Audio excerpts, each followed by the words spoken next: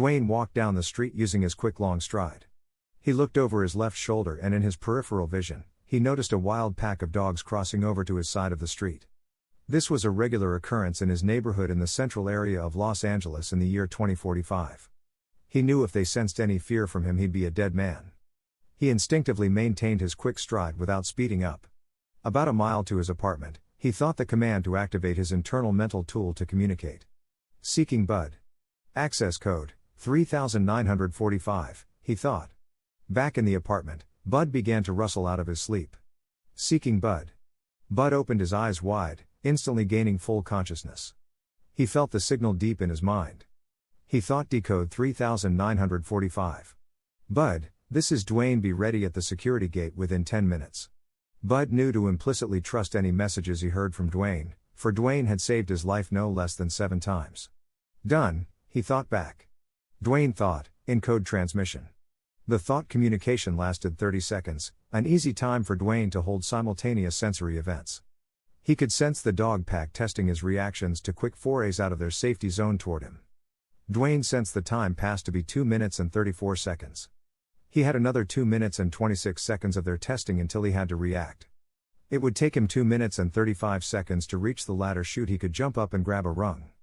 It would be necessary for him to sprint hard enough to cover 90 meters in 9 seconds. He began to consciously raise his heart rate without increasing his pace. He would release his sensible adrenaline rush a moment before he struck into a sprint. There were 30 seconds left of their testing the boundary. He had to get his heart rate up to 195 beats per minute the moment before releasing his adrenaline. He fluidly increased his pace to avoid the dogs being triggered by sudden movements.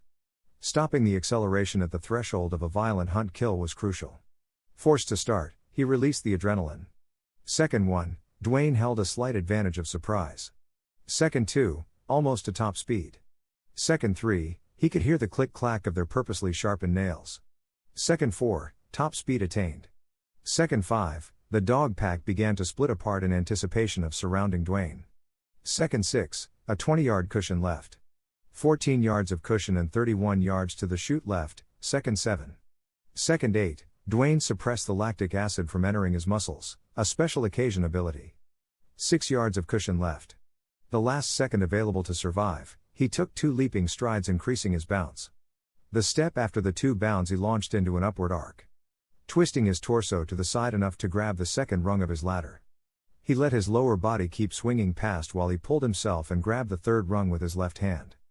On the back swing he brought his knees upward while using that momentum to bring his right hand up to grab the fourth rung. Using his remaining swinging momentum he began to do a one-arm pull-up. To reach the fourth rung with his left hand, he kicked both heels downward, striking the first jumping dog in the nose. He found the first rung with his feet while another wild dog clamped onto his purposely loose-fitting pants. Forced to bring the dog with his feet up to the second rung, he vigorously shook his leg. The moment before another dog reached his other leg, the handmade perforation worked, and his pants tore away between his knee and foot. He tried to hop both legs up to the third rung, but the other dog was able to bite onto the sole of his other shoe. It began to jerk its body like a hyper-bungee cord. Dwayne was lucky enough for this to be the lightweight mix of breeds he ran into in a pattern he had yet to figure out. Using this advantage, he brought his left leg up while striking the dog between its eyes with the edge of his hand, dazing it. Instantly, Dwayne kicked the dog off his shoe with his right heel and brought both legs up to the third rung.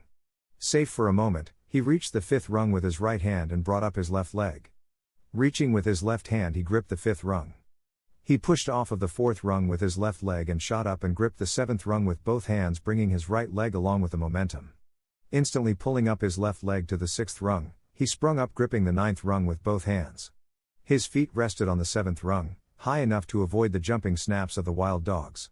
He used his remaining adrenaline to scale the last 14 rungs like a squirrel to avoid the dogs remembering his scent. Without storing his scent they would look elsewhere for prey. He climbed onto his metal grate landing and hustled through his and Bud's security gate. He cursed himself for spending too much energy today in the safe zone thinking through a metaphysics problem.